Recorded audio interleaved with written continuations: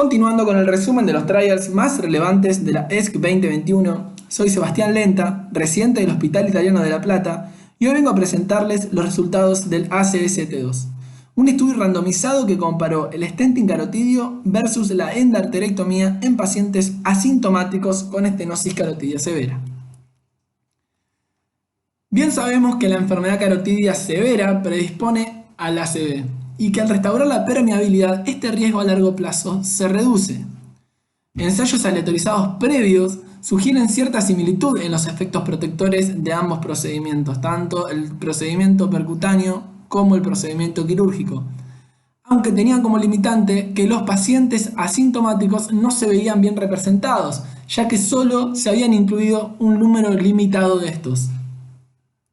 Se planteó por lo tanto como objetivo determinar el beneficio del tratamiento invasivo, ya sea en tratamiento por endarterectomía o con stenting, en pacientes con estenosis carotidia severa asintomática.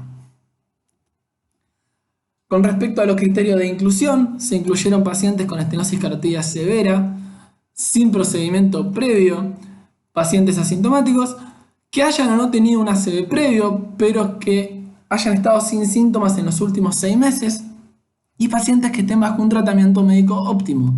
Por otro lado, se excluyeron los pacientes que hayan tenido un procedimiento previo, pacientes que no tenían una anatomía favorable, tanto para el abordaje percutáneo como para el abordaje quirúrgico, y se dejaron fuera también los pacientes de alto riesgo. Se trató por lo tanto de un estudio aleatorizado, multicéntrico, en 130 hospitales de más de 30 países, en donde se reclutaron pacientes con estenosis carotidia severa de más del 60%. Se randomizaron los pacientes que tenían una anatomía favorable para el abordaje. Esto se hizo a través de tomografía y ecografía, y estos pacientes se los aleatorizó en 2 grupos. Un grupo que se los sometió a endarterectomía y un segundo grupo que se los sometió a stenting carotidio. Esto se hizo con un seguimiento de aproximadamente 5 años. Con respecto a los grupos, podemos ver que eran bastante homogéneos entre sí, en donde un 70% de ambos grupos eran pacientes hombres de un promedio de edad de 70 años. A su vez, podemos ver que el 30% de ambos grupos eran pacientes que además tenían diabetes, y arriba del 30% eran pacientes que tenían enfermedad coronaria asociada. Con respecto a la medicación, el 90% de ambos grupos eran pacientes que estaban bajo tratamiento antiagregante, cerca del 90% con tratamiento antihipertensivo y tratamiento hipolipemiante. Solo el 8% de ellos eran pacientes que tenían un tratamiento anticoagulante. Fueron definidos 2 objetivos primarios.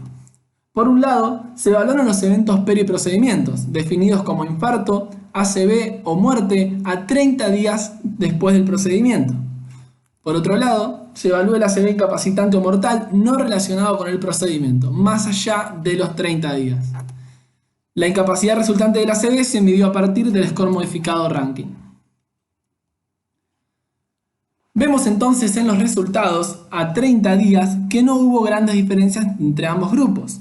Viendo el endpoint combinado de muerte, infarto y ACV, vemos que ambos grupos tienen valores muy similares, siendo del 3% aproximadamente en pacientes con tratamiento percutáneo y del 3,2% en pacientes que se sometieron a una endarterectomía.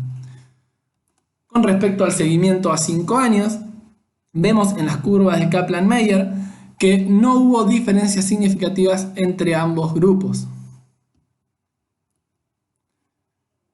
Comparando este estudio con los estudios previos, por ejemplo el estudio CREST, que fue un seguimiento a 6 años, vemos que los resultados fueron similares, aunque el número de pacientes fue menor, siendo este estudio, el CREST, aproximadamente 590 pacientes, en comparación con este estudio actual, que estamos hablando de 1800 pacientes cada grupo. Por lo tanto, podemos concluir que estamos ante el mayor estudio comparativo en pacientes con estenosis carotidia asintomática. Y gracias a este estudio ahora hay evidencia tanto de pacientes asintomáticos como sintomáticos. Y los hallazgos en ambos tipos de pacientes son notablemente similares. Los autores concluyen que los efectos protectores, tanto del tratamiento percutáneo como del tratamiento quirúrgico, son similares durante al menos los primeros años. Y el seguimiento adicional de este estudio y otros ensayos proporcionará evidencia adicional sobre la durabilidad de sus efectos protectores. Esto fue todo, muchas gracias y les recomiendo seguir conectándose a los resúmenes del ESC 2021.